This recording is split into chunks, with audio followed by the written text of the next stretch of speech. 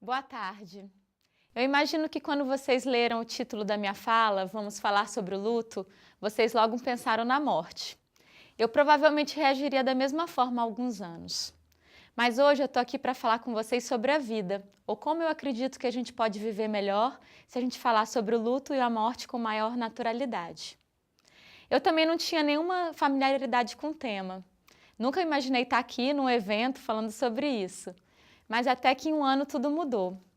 No dia 2 de junho de 2008, a minha mãe faleceu com câncer. Ela tinha 61 anos, 3 anos depois de lutar contra a doença.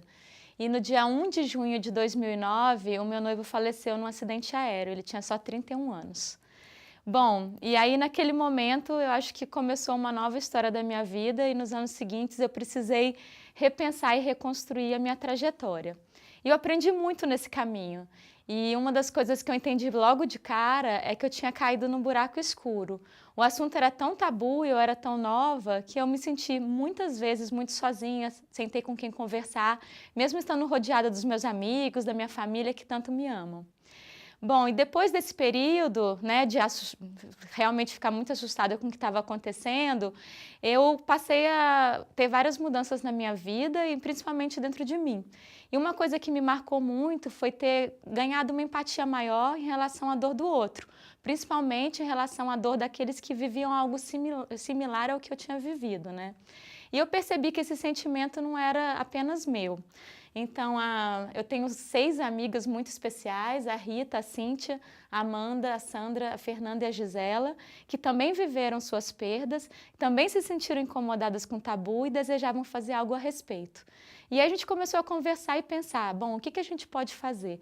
A gente não é da área de saúde, quase todas nós trabalhamos com comunicação e empreendedorismo, e a gente realmente tinha um ponto de interrogação. E foi assim que começou o nosso projeto, com uma pergunta, né? A marca do projeto é Vamos falar sobre o luto e tem um ponto de interrogação. Então, o primeiro passo, a gente decidiu ouvir outras pessoas, porque a gente sabia da nossa dor, mas a gente não sabia como outras pessoas haviam passado por isso. E a gente resolveu começar com aqueles que tinham vivido uma experiência, mas não eram especialistas, porque a gente imaginou que num tema tão tabu, se tem alguém que ainda fala sobre isso de vez em quando, são os estudiosos. A primeira iniciativa do projeto foi criar uma página super simples na internet com um convite. Então a gente pedia que as pessoas nos relatassem como tinha sido viver essa experiência. E a gente só prometeu ler tudo com carinho e ter também um cuidado na hora de divulgar, colocar só o primeiro nome e mais nada. A gente colocou nas nossas redes sociais, então 7 Facebooks e só. E aí foi com muita surpresa que meia hora depois a gente recebeu o primeiro e-mail da Karina. E a Karina contava a sua história e ela se despedia assim: obrigada pela oportunidade de abrir meu coração. Acho que nunca tinha escrito sobre isso antes. Então, além do agradecimento ter sido bacana, estimulador, algo nos chamou a atenção. A Karina contava uma história de 14 anos. Então, aconteceu algo com ela há 14 anos e ali era a primeira vez que ela se sentia livre para falar sobre isso.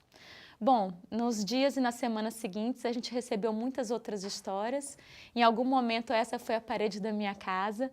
A gente leu tudo com muita atenção, muito carinho, a gente se emocionou diversas vezes, foram mais de 170 histórias e a gente começou a aprender com aquelas pessoas, o que elas tinham passado, coisas que eram semelhantes e outras que eram diferentes das nossas experiências. E a gente resolveu levar adiante esse intuito de pesquisar o tema, a gente foi conversar com grandes estudiosos, pessoas maravilhosas que dedicam a vida profissional a entender esse processo e também apoiar os outros. A gente convidou algumas pessoas que nos enviaram as histórias e também nós mesmas, a gente se propôs a fazer um mini documentário e aí super agradecida aí a Deia e o Raoni que fizeram isso pra gente, ajudaram a contar essas histórias, nunca tinha visto um filme sobre isso antes. E no auge do nosso encorajamento, a gente resolveu fazer workshops de criação. Então a gente chamava as pessoas, aquelas que tinham escrito, e falava, vem junto, a gente quer pensar em alguma coisa de forma coletiva. E eu vou contar para vocês daqui a pouco o que a gente pensou nesse grupo, né? Depois entraram centenas de financiadores, que foi muito importante. Mas primeiro eu queria dar um panorama de quais são as grandes questões desse tabu e por que isso atrapalha tanto a nossa experiência, né? Primeiro de tudo, né, que a gente tem uma única certeza na vida, que se chama morte. Mas é lógico, é uma reação natural. A gente vive com uma ilusão de que aqueles que nós amamos nunca vão passar por isso. E tudo bem, né? A nossa forma de tentar ignorar esse fato e seguir adiante. Mas a questão é que ninguém está preparado para perder um filho, uma esposa, um neto, ninguém está preparado para se desfazer desses sonhos, mas um dia, como diz uma das minhas canções prediletas, eis que chega a roda viva e carrega o destino para lá. E aí tudo muda, e quando muda é muito difícil, né? Então a morte, que é tão indesejada, ela se torna um ponto cinza no seu calendário para sempre. Ela vai marcar um antes e um depois. O depois nunca vai ser igual, mas o fabuloso ou maravilhoso da vida é que a vida é soberana e ela se impõe, ela traz novas coisas, né? Ela nos obriga a seguir adiante. E nesse período, né, nessa transformação, eu acho que tem uma coisa que é muito importante que as pessoas saibam, não para prepará-las, mas só para que você consiga se colocar no lugar do outro. É que é um período que tudo é inédito. Você realmente cai num buraco, entra numa montanha-russa, você se torna super vulnerável, tem um investimento emocional muito grande, você começa a sentir coisas que você nunca sentiu, se estranhar e falar assim, gente, mas eu não sou essa pessoa, agora eu tenho esses sentimentos, viver experiências que são muito diversas, e se não existir um pouco de compreensão, apoio do seu entorno e de informação mesmo, para saber que você não é o único que está passando por aquilo, certos momentos você acha que você está pirando, né? Que você, caramba, não vai conseguir transpor aquela etapa, né? Então, para esse período de adaptação, né, que a gente está reagindo, a adaptação, na verdade, à perda de alguém muito amado, o que se chama luto é um período indispensável, ele precisa ser bem vivido.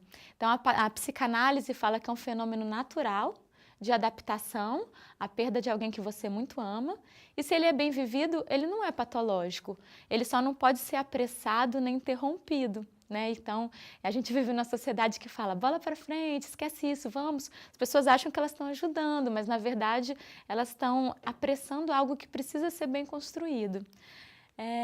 Quando a gente fala desse período, né, além dele precisar ser levado em consideração e respeitado, também é importante dizer que não existe receita de bolo, porque cada pessoa vai viver a sua própria experiência. E se você passar por isso 2 vezes, infelizmente eu passei e tantas outras, você vai viver experiências diferentes, porque depende da relação que você tem com a pessoa que partiu, do momento da sua vida, da sua fé, da sua personalidade, se você tem projetos legais no momento ou não. Então, cada um vive de uma forma, né? E eu vou mostrar daqui a pouco o nosso projeto, né? A carinha que ele tem, mas a gente sempre respeita muito, a gente não conhece a dor do outro, essa é a verdade. De qualquer maneira, tem algo que junta todo mundo, que é essa consciência de que essa é uma das provas mais duras da vida. Esse é um dos momentos mais delicados e porque esse evento tem como tema liberdade, eu me sinto à vontade de falar sobre isso, né? Quando a gente fez o mini-doc, essa era a palavra que na hora registrava a empatia. Eu acho que a gente tem que olhar para um amigo ou para um parente que está passando por isso, e a primeira coisa é reconhecer que merda que isso está acontecendo com você. Só a partir daí você vai conseguir construir outros caminhos, né? Quando você nega o como aquilo é ruim, você está só criando um distanciamento emocional. E é um momento que é bem difícil mesmo e que a gente precisa de muito apoio. Esse tabu, essa dificuldade de falar sobre o assunto, ele é uma camada extra de dor. Então, existe a dor de você ter perdido alguém, existe a dor de você se sentir totalmente inadequado, de você não ter com quem conversar, de você não encontrar uma sessão de livros na livraria, de você nunca ter visto um programa de TV sobre isso. Né? Imagina, eu tinha 30 anos quando eu vivi minhas perdas, eu ia conversar com quem? Né? Então, esse incômodo eu acho que permeou também todo o nosso grupo e veio muito na nossa pesquisa, né? Como as pessoas se sentiam incomodadas por isso. Então, aqui eu acho que eu trouxe um depoimento da Cristiane, né? Que ela fala que, ok, está sendo muito difícil lidar com a morte, né? Ela perdeu o pai, mas pior de tudo é não poder vivenciar isso, não poder ficar triste, né? E aí ela pergunta, quando é que a gente perdeu esse direito de chorar os mortos, né? Por que essa sociedade Ela chama aqui de pós-Prozac, está tão maluca que não respeita mais esses momentos que fazem parte da vida, mas que não são totalmente felizes, né? Ninguém vive aquela vida nas redes sociais que alegra o tempo inteiro. Então, por que a gente não aprende a lidar com isso também? E aí, a Amanda traz um ponto que é muito interessante, né, que tem a ver com esse silêncio. Ela fala aqui que depois do enterro ninguém mais fala sobre isso, né? Muita gente falou, são 15 dias, depois é como se a pessoa não existisse mais. Cara, mas esse é o momento que a maior parte das pessoas precisa falar. Então, quando você tampa o seu ouvido, ou muda de assunto, ou manda um bola para frente, na verdade, a maior parte das vezes você está fazendo algo que é ao contrário do que se esperaria de um amigo ou de um parente. Bom, eu acho que para muita gente falar sobre isso é uma forma de libertar a dor. É claro que tem pessoas que não gostam de falar e tudo bem, mas mesmo as que não gostam de falar, a gente tem percebido que elas querem encontrar em algum lugar, elas querem ler um depoimento, elas querem assistir um vídeo e tal. E isso tem muito a ver com a cara que o projeto tomou, né? Então, como eu falei, muitas pessoas participaram da concepção desse projeto. Hoje a gente tem um site no ar, que é o vamosfalarsobreoluto.com.br. Tem várias sessões. Lá a gente conta quem são os terapeutas do luto, que estão espalhados pelo Brasil, os grupos de apoio, as redes. A gente traz dicas de livros, de filmes, a gente traz depoimentos de profissionais. E o que é o carro-chefe, assim, o que faz mais sucesso são as histórias verdadeiras. Então, a gente procura fazer relatos, né? Na verdade, a gente tem uma equipe de reportagem para contar essas histórias de pessoas que já estão um pouco distanciadas, têm reflexões que possam ajudar os outros. E aí, ao longo dos meses, a gente vem contando essas histórias que, para nossa surpresa, tem sido lido por pessoas que não estão passando por isso, porque elas trazem muitos aprendizados. Talvez de toda tragédia, né? Se a gente pode falar isso, tem uma coisa que é a capacidade que a gente tem de compreender os nossos valores, os nossos princípios, o que a gente quer da vida e aprender nesse momento. Então, o que essas pessoas estão fazendo de maneira muito generosa e que a gente enche de orgulho, né, de publicar isso, elas estão dando para os outros esses aprendizados e eu acho que é muito, muito bonito a gente perceber que tem essa teia, essa rede nova se construindo. Bom, eu continuo aprendendo muito e o mesmo eu digo pelo meu grupo com essas histórias. Eu acho que assim o que traz mais conforto é saber que sim, é possível reinventar a vida. Então que a vida nunca mais vai ser a mesma, né? E ao contrário do que muitas pessoas pensam, não dá para esquecer. E eu falo sempre, né? Minha mãe, o Léo, outras pessoas que eu amo que já se foram, elas estarão vivas enquanto eu estarei aqui na Terra, porque elas vivem dentro de mim. E eu faço questão de honrar o nome deles, né? Então isso vai continuar, né? Esse amor vai continuar. Dá para reinventar a vida, só que é muito mais fácil a gente fazer isso quando a gente tem pessoas que podem dar um conselho, dividir uma experiência e construir essa rede de afeto. Hoje, para a gente, o projeto, né, que começou com um ponto de interrogação, ele tem um ponto de afirmação. A gente acredita que sim, a gente precisa falar sobre isso para que a gente possa apoiar o outro na jornada dele e, infelizmente, quando chegar a nossa hora, a gente também contar com essa rede de apoio. Então, por isso que a gente diz que falar sobre o luto é um projeto para a vida. Muito obrigada.